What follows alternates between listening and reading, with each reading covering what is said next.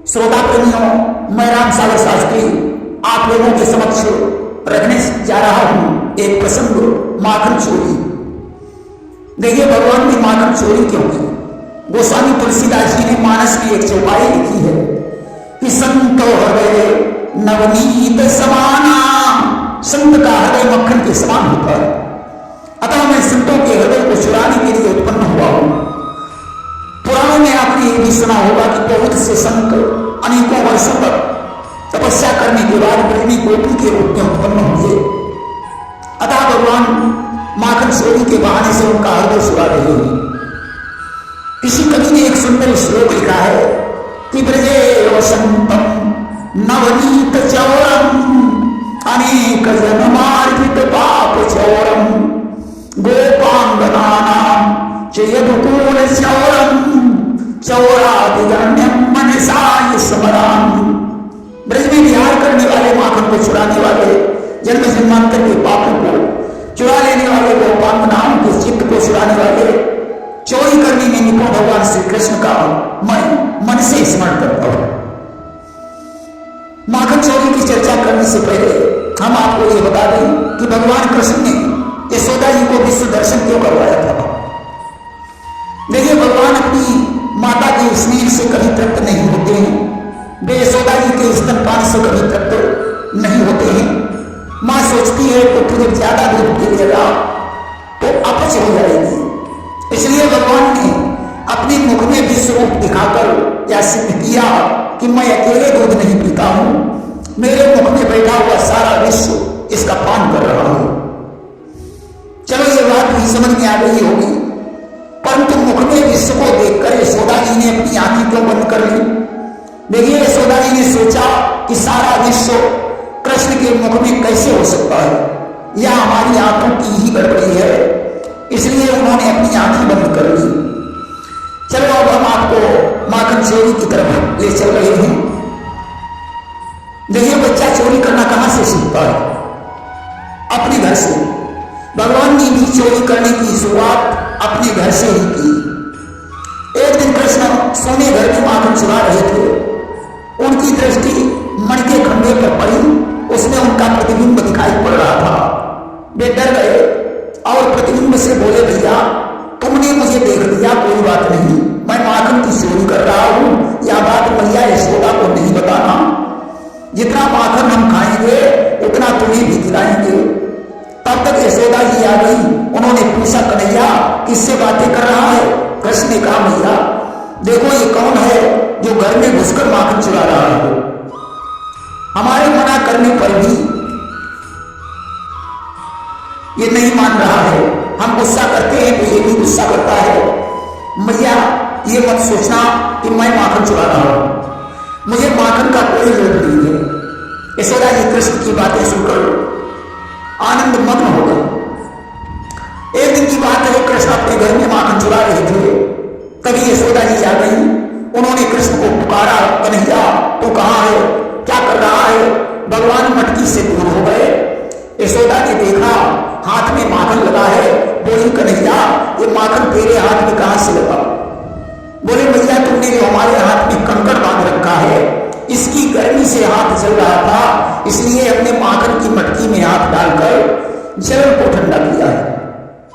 यशोदा जी ने कृष्ण को गोद में उठा लिया और उनका मुख चुंबन करने लगी। एक दिन यशोदा जी ने घर में चोरी करके यशोदा जी ने घर में चोरी करते समय कृष्ण को पकड़ लिया और हाथ में छड़ी उठाई और कहने लगी कि चोरी माखन की दे छोड़, कन्हैया मैं समझाऊं तो, मैं समझाऊं तो, कन्हैया मैं समझाऊं तो, चोरी माखन की दे छोड़, कन्हैया मैं समझाऊं तो, ले लपटिया यशोदा ठाड़ी काना मारूं तो, सूर श्याम भजवाल कृष्ण ने दियो नैन भरोए, चोरी माखन की दे छोड़, कन्हैया मैं समझाऊं तो।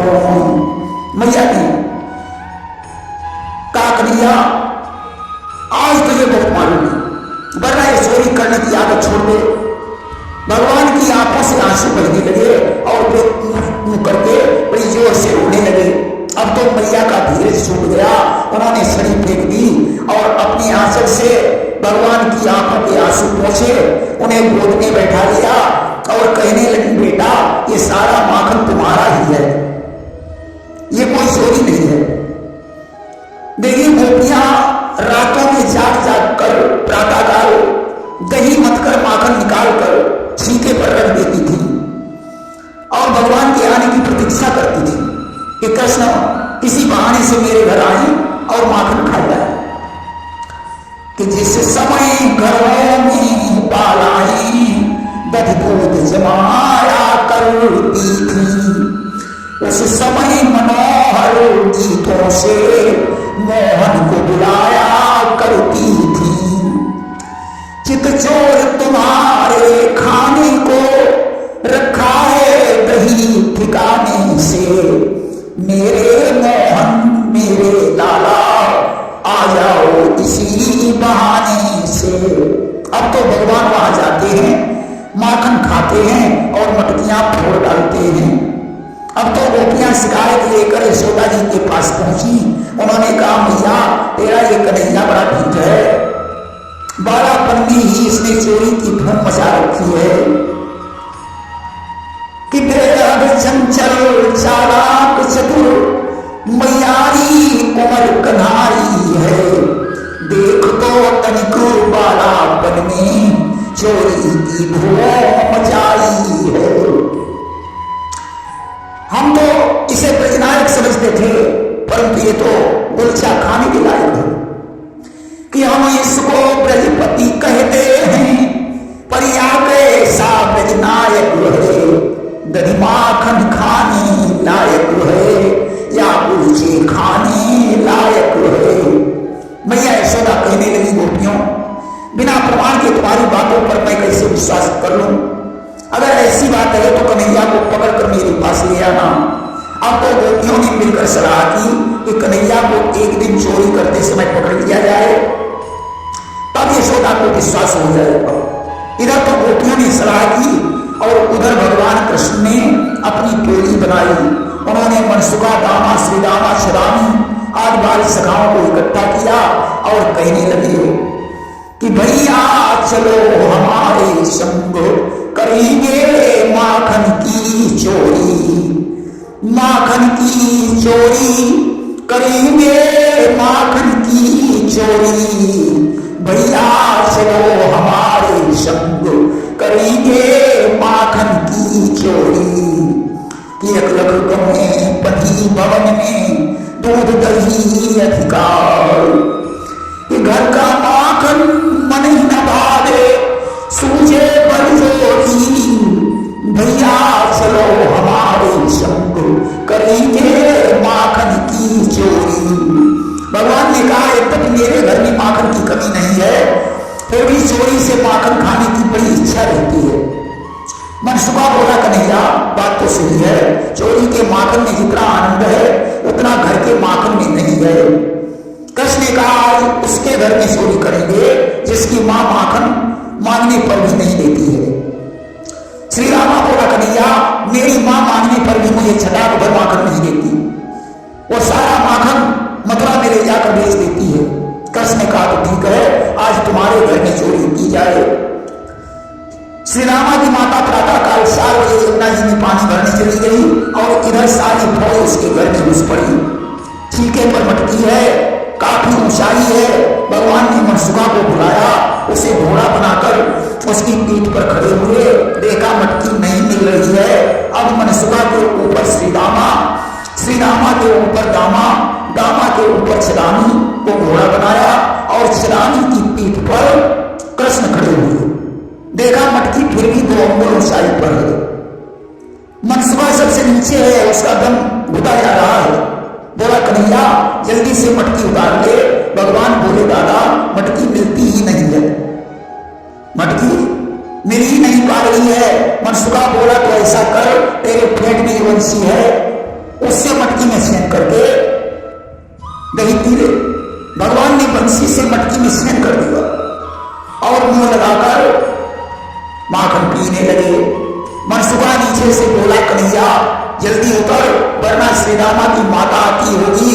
तब तक ऐसा ही हुआ कि जल भर करके आ गई श्री रामा की माई। देख मनसुखा निकल कर भागा जान बचाए। तब तक श्री रामा की माता जल भर कर आ गई। अब तो मनसुखा ने जो उसे देखा निकल कर भाग खड़ा हुआ। अब तो बाकी बार भी ऐसे तैसे भाग गए। भगवान सबसे ऊपर थे, इनके इतनी जोर से पटकी लगी कि बेचारे भाग ही नहीं पाए। श्री रामा की माता ने कृष्ण को पकड़ लिया। बोली, जब हम तुम्हारी शिकायत लेकर जाते हैं तो तुम्हारी माता बात ही नहीं मानती। आज चलकर दिखाएंगे कि तुम्हारा बेटा कितना साहूकार है। उसने कृष्ण का हाथ पकड़ा और यशोदा जी के पास लेकर चल पड़ी। आज ढाई हाथ का घूंघट मारे हुए बेटी कन्हैया को लिए जा रही है। श्री रामा ने देखा कि आज कन्हैया पर मार पड़ जाएगी। उसने कृष्ण को इशारा किया कि ऐसा कर कन्हैया, तू मेरा हाथ पकड़ा दे और यहां से भाग जा। कृष्ण ने संकेत में कहा, तो तेरे ऊपर भी तो मार पड़ेगी। श्री रामा बोला, मेरे ऊपर तो मार पड़ती ही रहती है, परंतु तुम कभी खून की छड़ी से भी नहीं छुआ गया, इसलिए मुझे तेरी चिंता है। कृष्ण ने कहा, गोपी ऐसा करो, मेरी ये बाह छोड़ दो, दूसरी वाली बाह पकड़ लो। इस बाह में दर्द होने लगा है। अब तो दूसरी बाह के बहाने से भगवान ने श्री रामा का हाथ पकड़ा दिया और वहां से भाग कर घर पहुंच गए। यशोदा जी से बोले, मैया देखो, गोपियां रोज उनकी शिकायत लेकर आती हैं। अभी अभी मैंने एक सपना देखा कि एक गोपी नाटक बनाए हुए मेरी शिकायत लेकर आ रही है। यशोदा ने कहा, बेटा तुम चिंता मत करो, हम गोपी से निपट लेंगे। तब तक गोपी ने बाहर पर पहुंचकर आवाज लगाई, मैया, ओ यशोदा मैया, जरा दरवाजा खोलो, देखो मैं तुम्हारे लाला को पकड़ कर लाई हूं। कृष्ण ने यशोदा से कहा, देखो मैया, मैंने जो सपना देखा वो सत्य हो गया, गोपी शिकायत लेकर आ गई। यशोदा जी ने जो दरवाजा खोला, हंसकर कहने लगी, गोपी क्या तेरा दिमाग खराब हो गया? अपने बेटे को पकड़ कर ले आई है और कन्हैया का नाम रख रही है। चोरी तेरा बेटा करता है और इल्जाम मेरे बेटे पर लगाती है। यशोदा ने हंस कर कहा, आई घूंघट टाल, देख तनिक मुंह खोल कर, है यह किसका लाल। अब तो गोपी ने जो घूंघट हटाया, देखा श्री रामा। बोली, अरे मैं तो कन्हैया को पकड़ कर चली थी, वो कहां भाग गया? श्री रामा से बोली, तू बीच में कहां से आ गया? उसने कहा, मैं तो शुरू से ही बीच में था। गोपी ने झपट मारकर श्री रामा को भगा दिया। श्री रामा हंसता हुआ घर चला गया। इधर गोपी सौगंध खाकर कहने लगी, मैया मैं यमुना की सौगंध खाती हूं, मैंने जब पकड़ा था तब कन्हैया था।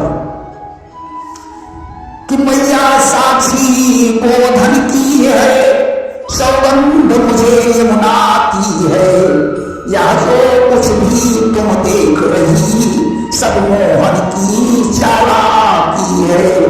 मैया ये सब तुम्हारे कन्हैया की चालाकी। उसने अपना हाथ छुड़ाकर मेरे बेटे का हाथ पकड़ा दिया। मैया ने कन्हैया से कहा, कन्हैया ये आश्चर्य की बात है, तुम भले घर के बेटे होकर चोरी करते हो, तुम्हारे घर में 100 लाख गाय हैं, फिर भी तुम दूसरे का माखन चुराते हो। कि अचरज है एक भले घर का बेटा यो नाम कमाता है, जिसके घर 1.25 लाख गायें वह छाछ पराई खाता है। कृष्ण ने कहा, मैया ये गोपियां स्वयं मुझे बुलाती हैं, जब मैं इनके घर जाता हूं तो ये शिकायत लेकर आती हैं। ये कभी माखन देने के बहाने से हमें नाच नचाती है, कभी माखन की मटकी से चींटियां दिलवाती है। अगर मैं इनकी बात नहीं मानता हूं तो ये मूर्छा से मुझे मारती है। अब तो भगवान की बातें सुनकर गोपी हंसने लगी। यशोदा जी समझ गई ये सब गोपियों का प्रेम है, उलहनों का बहाना है। इस तरीके से भगवान ने माखन चोरी करके गोपियों के हृदय को आनंदित किया।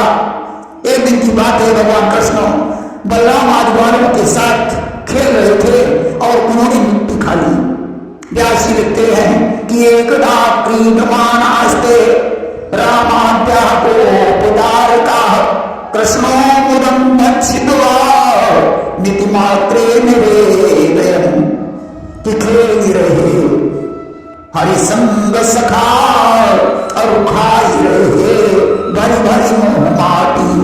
बाल वालों ने जाकर यशोदा को बताया कि कन्हैया ने माटी खाई है। मैया ने हाथ में सब्जी उठाई और कन्हैया की बाह पकड़कर बोली, कन्हैया क्या तूने मिट्टी खाई है?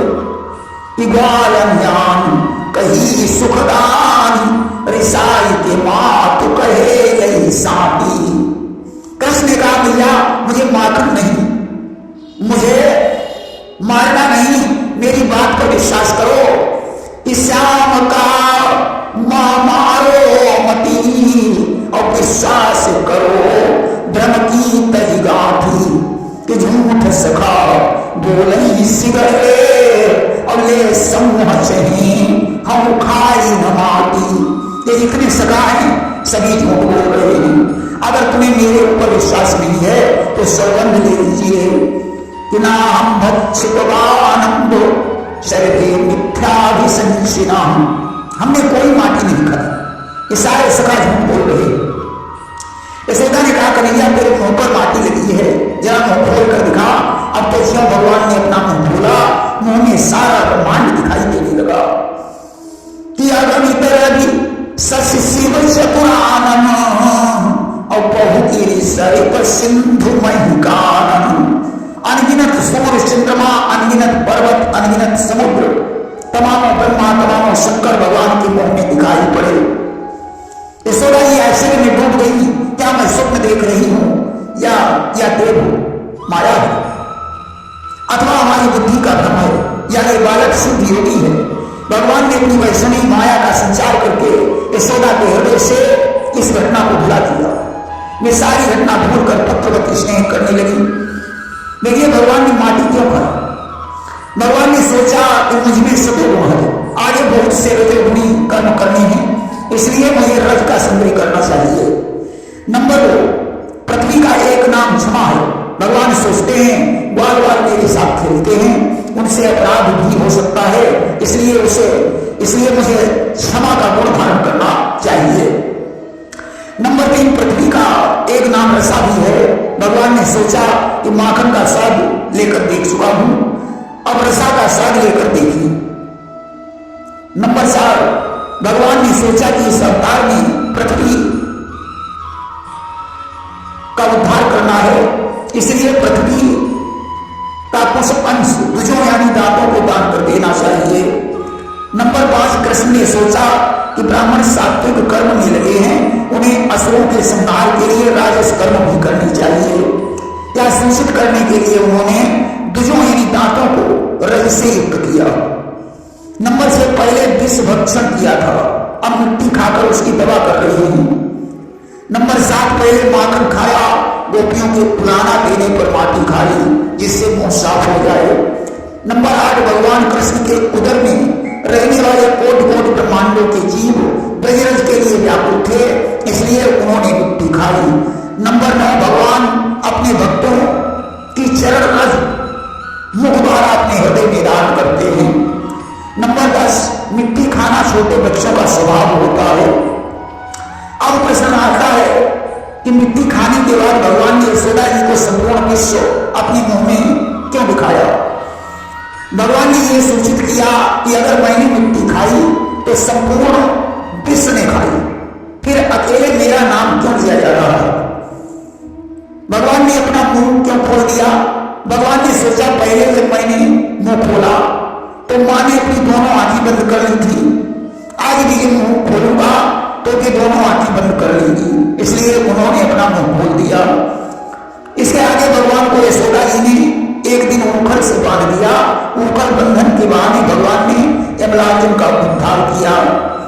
एक दिन की बात है, कोई फल बेचने वाली स्त्री नंद जी की गली में आकर आवाज लगाई कि फल ले लो। अब तो उसकी आवाज या कृष्ण के कान में पड़ी। उन्होंने फल खरीदने के लिए छोटी सी मंजरी में अनाज भरा और फल लेने के लिए दौड़ पड़े। उनका सारा अनाज रास्ते में ही बिखर गया। फलवाड़ी ने देखा कृष्ण की अंजलि में एक भी दाना नहीं है, फिर भी उसने दयावश फलों से भगवान की अंजलि भर दी। भगवान ने उसकी टोकरी रत्नों से भर दी। उसने देखा फलों की जगह टोकरी हीरा मोतियों से भरी है। वह प्रसन्नता पूर्वक अपने घर चली गई।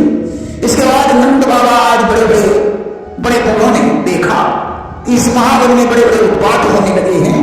तब सभी ने मिलकर वृंदावन में रहने का विचार किया। प्रेम से बोलिए वृंदावन बिहारी लाल की जय।